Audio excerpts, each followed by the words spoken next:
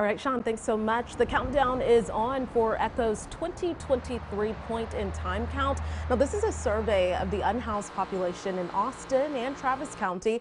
It happens every other year at the end of January. It's the first in-person count, though, since the start of the pandemic.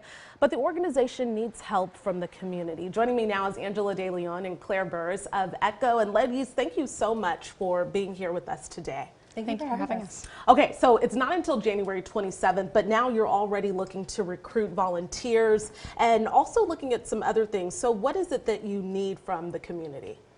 Yeah, so we're really looking for people to show up and volunteer and be a part of the night of the count to help us canvass Austin and Travis County, the entire area. So we really need the manpower there, but we also make it available for people to just do donations, whether that's just financial or helping us to gather the items we need for the care kits that we hand out that night. Okay, and let's talk about that night. What does that night look like? What are those care packages you're giving out? Walk us through that night.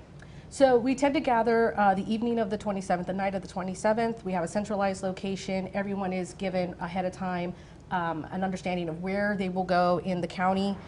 They head out to those areas, they meet up with team leads, and they're given essentially training on how to do the canvassing and interact with the unhoused population. The care kits are put together ahead of time, so we do a lot of groundwork with sorting all the items. We have things like hats, we have things like hand warmers, we're trying to get first aid kits, that are travel packs, many other items, and all of that is on our website and also on our Amazon wish list that people can go to. Okay. So you do the count, then you get the data. What do you do with that data, and how does that really inform just city policy and maybe even funding as well?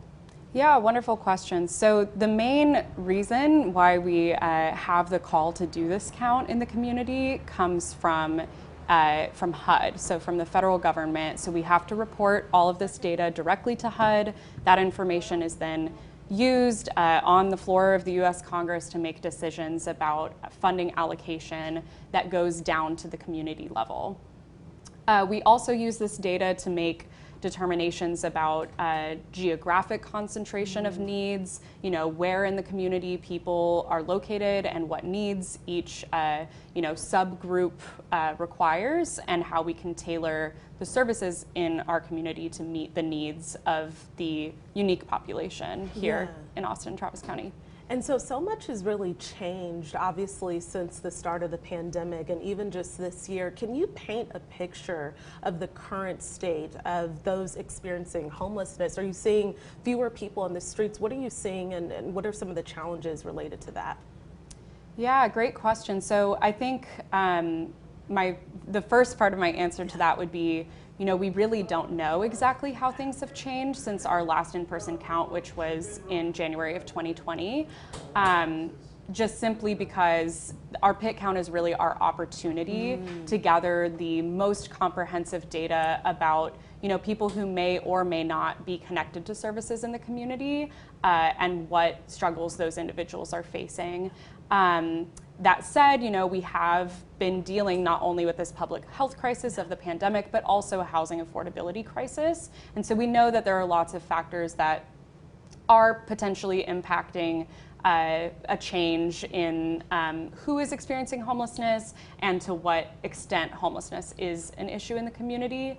From our local analysis with data from people who are receiving services in the system, we have seen an increase over the past couple of years, but we're a little uncertain about exactly how that will mirror in the count since this is such a unique methodology. Yeah, and if people want to help, what can they do? What website should they visit? And you said the Amazon wish list as well, right? Yeah, so they can definitely go to our website, which is austinecho.org.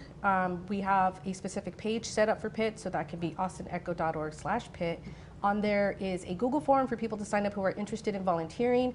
Also on there at the bottom is a link for donations that can be financial or to the actual items that go to the care kits. All of that will arrive directly to ECHO. All the money donated during this time frame goes directly to care kits and directly to PIT. Okay, 1,000 volunteers, right? 1,000 volunteers, that's what we're aiming for, yes. Okay, all More right. if we can get them. Yes, ladies, thank you so much. And of course, we'll have that information linked for you on our website at kxan.com.